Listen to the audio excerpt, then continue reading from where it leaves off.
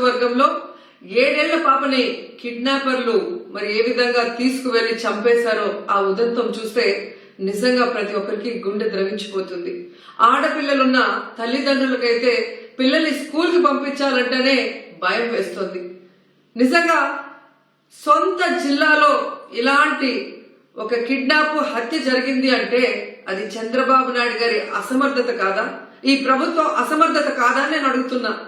ఎందుకంటే last Sunday 29వ తేదీన ఆ పాప రాత్రి అదృశ్యమైంది. 4 రోజులు ఆ చుట్టుపక్కల ప్రాంతాల్లోనే ఉన్నా కూడా పోలీసులు పట్టించుకోలేకపోయారు. ఎందుకంటే వారికి నిర్లక్ష్యం.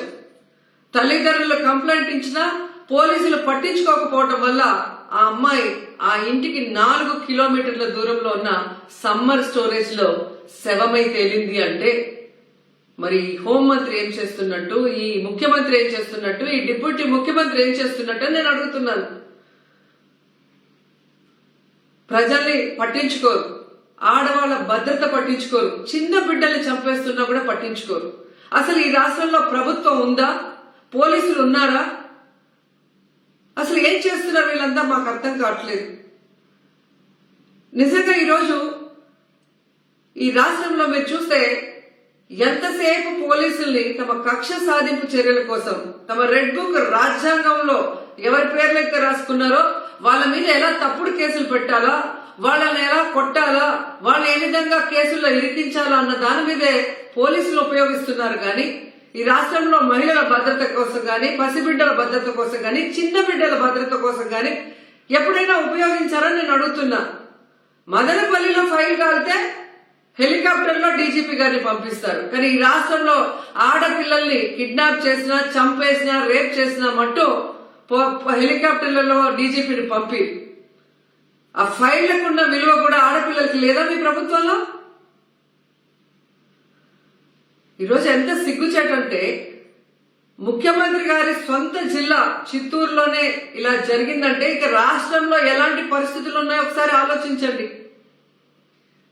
మీరే చూసారు, గుడ్లవల్లేరులో 300 మంది ఆడపిల్లలు తమకు అన్యాయం జరుగుతుంది, బాత్రూంలో కెమెరాలు పెట్టారని చెప్పి ఏడిస్తే కూడా వాళ్ళని భయపెట్టి, వాళ్ళని కొట్టి, లీవులు ఇచ్చి వాళ్ళ ఇంటికి పంపించేసి కేసు క్లోజ్ చేశారు. కానీ ఏ రోజైనా హోంమంత్రి గాని ఆ ప్రభుత్వం నుంచి ఎవరైనా ఒకరు పోయి వాళ్ళ ఆవేదన ఏంటి అని తెలుసుకుని దానికి పరిష్కారం చెప్పారా? ముచ్చుమరిలో 9 ఏళ్ల పాప ముక్కలు చేసి చంపేస్తే ఆ శవాన్ని ఇచ్చేదానికి కూడా మీకు సమర్థత లేదు. ఆ తల్లిదండ్రులు ముఖ్యమంత్రి గారు రావాలి, హోంమంత్రి గారు రావాలి, మా బిడ్డను మాకు ఇవ్వాలి అని చెప్పి అడుగుతుంటే కూడా పట్టించుకోలేదు మీరు. మీకు ఆడవాళ్ళంటే నిర్లక్ష్యం. నిజంగా అదే చంద్రబాబు నాయుడు ఎక్కడైతే నివసిస్తున్నాడో విజయవాడలో లోకేష్ నియోజకవర్గంలో ఒకే రోజులో 24 గంటల్లో 3 మైనర్ బాలికల మీద అఘాయిత్యం జరిగిందంటే ఇంతకన్నా సిగ్గుచేటు ఏమైనా ఉందా? పరిపాలించేదానికి చంద్రబాబు నాయుడికి గాని, హోంమంత్రికి గాని, లోకేష్కి గాని అసలు అర్హత ఉందా నేను అడుగుతున్నాను. అసలు హోంమంత్రి గారైతే ఆమె పక్క నియోజకవర్గం యలమంచల్ నియోజకవర్గం రాంబిల్లిలో ఒక కుటుంబం ఒక నేరస్తుడు తమ బిడ్డని బెదిరిస్తున్నాడు, కాపాడండి అని అడిగినా కూడా పట్టించుకోలేదు. ఆ నేరస్తుడు జైల్లో నుంచి బెయిల్ తీసుకొని వచ్చి ఆ అమ్మాయిని చంపేసినా కూడా దిక్కులేని పరిస్థితి. ఇంకెందుకు హోంమంత్రి? హోంమంత్రి ఒక ఆడపిల్ల, ఖచ్చితంగా ఆడవాళ్ళ గురించి తెలుసుకొని ఆడవాళ్ళకి న్యాయం చేస్తుందన్న నమ్మకంలో ఈరోజు ఏ విధంగా మట్టేశారో మనం చూస్తున్నాం.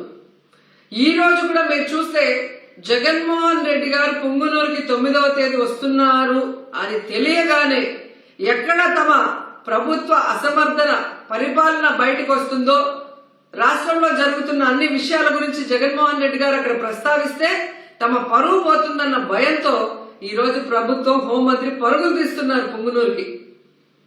మరి ఎందుకు నీ పక్క నియోజకవర్గంలో నువ్వు వెళ్ళలేదు? ముచ్చిమరికి ఎందుకు వెళ్ళలేదు? గుడ్లవల్లేరుకి ఎందుకు వెళ్ళలేదు? అలాగే లోకేష్ గారి నియోజకవర్గానికి ఎందుకు వెళ్ళలేదు? బాధ్యత లేదా హోంమంత్రికి? బాధ్యత లేదా ముఖ్యమంత్రికి? బాధ్యత లేదా డిప్యూటీ ముఖ్యమంత్రికి?